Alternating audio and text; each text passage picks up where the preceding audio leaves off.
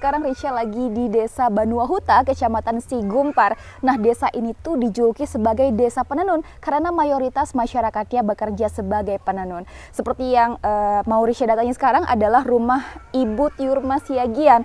Beliau merupakan seorang penenun. Penasaran kenapa sih desa ini dijuluki sebagai desa penenun? Yuk ikutin keseruan aku selama di sini.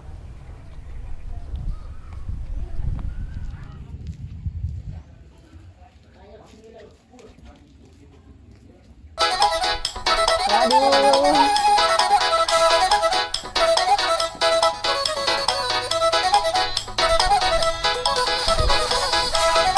Oke, Ibu Tiurma. Iya. Gimana kabarnya, Ibu? Baik, puji Tuhan. Iya, jadi kita ini mau melihat proses pembuatan untuk kain ulos ini ya, Bu. Boleh ya, Bu ya? Oh, boleh. Oke. Kalau begitu kita masuk ya, Tribuners.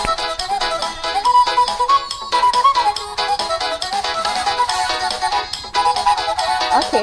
Ya, Tribuners, seperti inilah situasi di rumah Ibu Tiurma ya, Bu ya. Iya, Tiurma. Jadi memang Ibu biasanya membuat kain di sini. Iya, di sini. Di rumah sendiri Setiap ya, hari, Bu ya. ya. Oke. Nah, kalau ini Ibu mau buat kain jenis apa, Bu? Ini kain sarung ya, sarung tum-tuman. Jadi habis sarungnya nanti baru kita buat selendangnya lagi gitu. Jadi ini kita kerjakan mungkin kurang lebih 2 minggu lah. 2 minggu lamanya 2 minggu untuk satu set? Satu kain. Satu kain?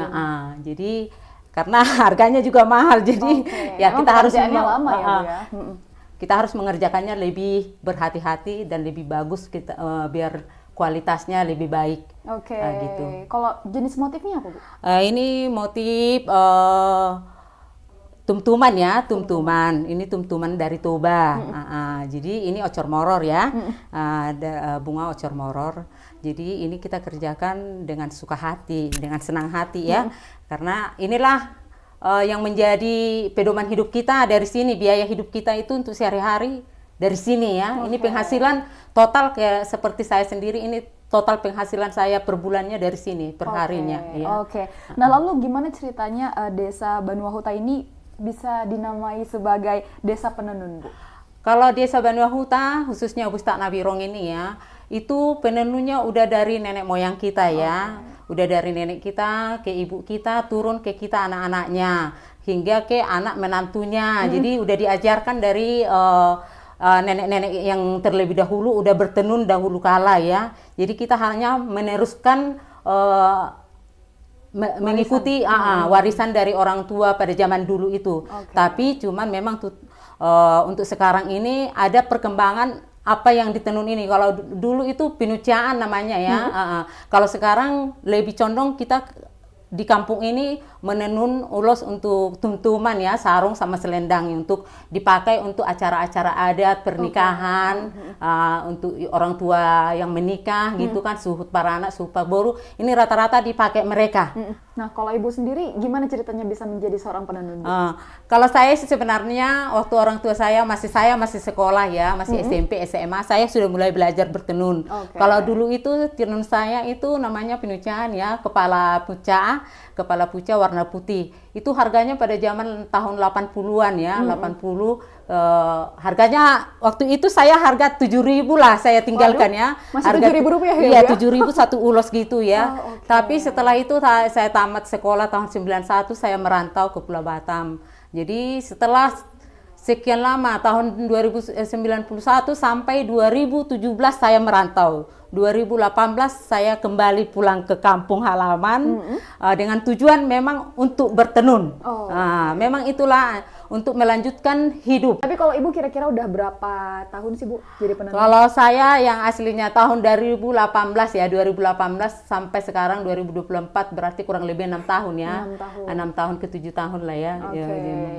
Udah akhir tahun sekarang. Jadi mau 7 tahun lah saya berprofesi jadi penenun. Sudah bisa menyekolahkan anak, sarjana membangun ya, rumah ya. Anakku sudah sarjana, satu lagi kuliah, satu lagi masih SMP. Dan sangat banyak berkat Tuhan yang saya terima selama kurang lebih 7 tahun inilah.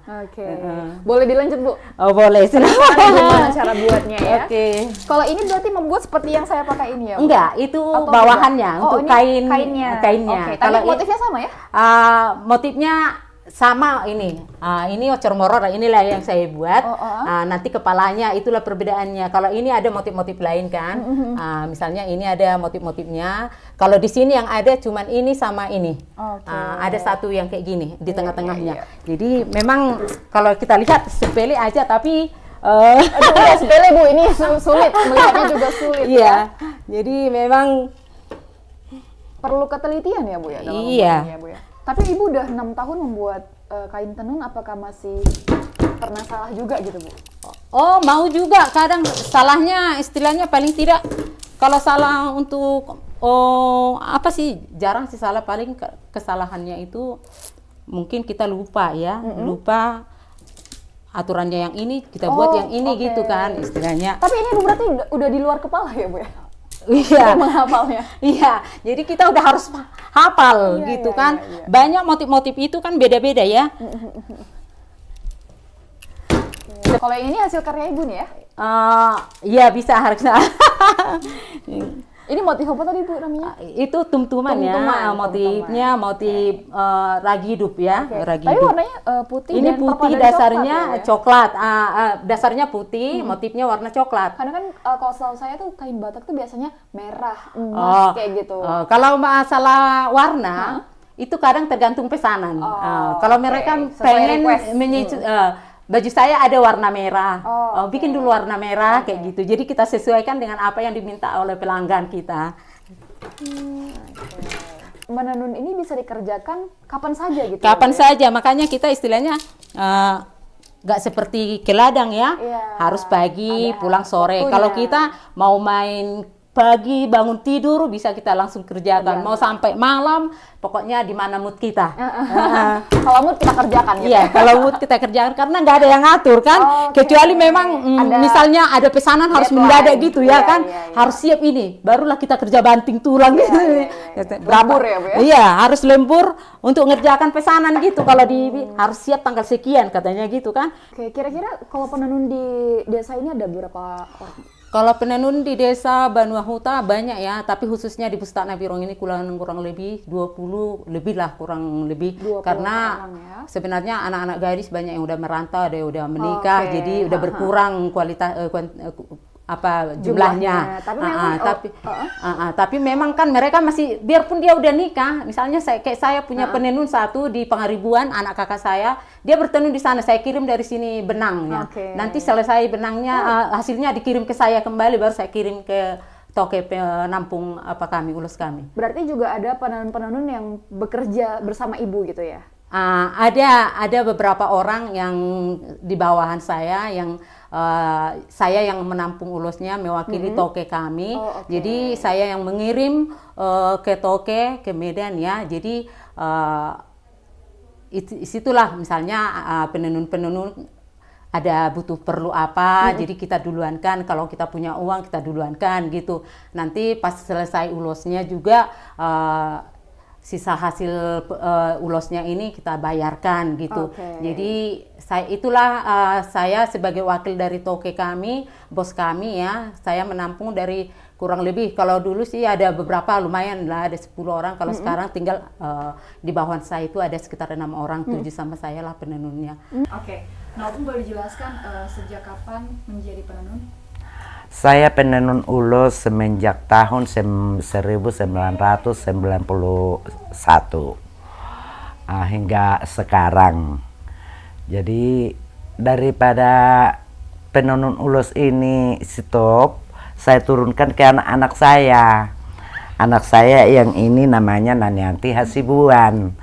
Dia sekarang sudah jadi penenun ulus, sudah jadi penerus penenun ulus. Di kampung kami ini bukan cuma kami yang penenun ulus, banyak penenun ulus di kampung ini. Kampung ini namanya Pustaka Nabirong, Desa Banua Huta, Kecamatan Sigumpar. Kami menenun ulus ini atau tuntuman ini bisa menambah pencaharian suami kami. Kami dapat duit untuk belanja sekolah, belanja sehari-hari, menafkahi anak-anak, membantu suami lah kerja. Jadi selama ini kami menjadi penenun ulus ini sangat bangga karena bisa mendapatkan duit setiap bulannya. Kami sangat senang mengerjakannya. Saya Nanianti Wur Hasibuan, anak dari Ibu Rosita Borusiagian. Saya bertenun di usia 15 tahun, mulai 2010 hingga sekarang umur 25 tahun. 29 tahun. Dan kami dapat menghasilkan uang dari hasil tenunan kami. Dan uang tenunan ini sebelum selesai kami bisa kasbon dari toke dan akan kami bayar atau akan dibayar lunas setelah tenunan kami selesai. Dan pekerjaan suami kami di sini atau laki-laki di sini dominannya ke ladang dan ke kebun dan menghasilkan padi, jagung dan ubi. Kami menenun ulus ini ada bantuan pemerintah. Contohnya alat-alat tenun sepasang untuk seorang. Jadi benangnya juga dikasih.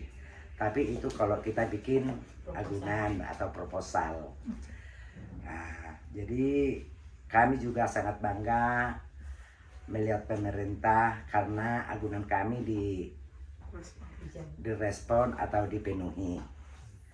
Jadi mulai sekarang kami minta ke anak-anak kami yang masih di bawah umur, nanti kalau udah besar biar bisa meneruskan menenun ulus ini. Dan juga kepada orang-orang yang mau melihat melihat tenun kami ini, kami bertenun, bolehlah datang ke Bustak Nabirong, Desa Banuahuta, Kecamatan Sigupar, Kabupaten Tuba. Kalau butuh tenun kami ini bisa dipesan dari kami, orang Bustak Nabirong. Terima kasih.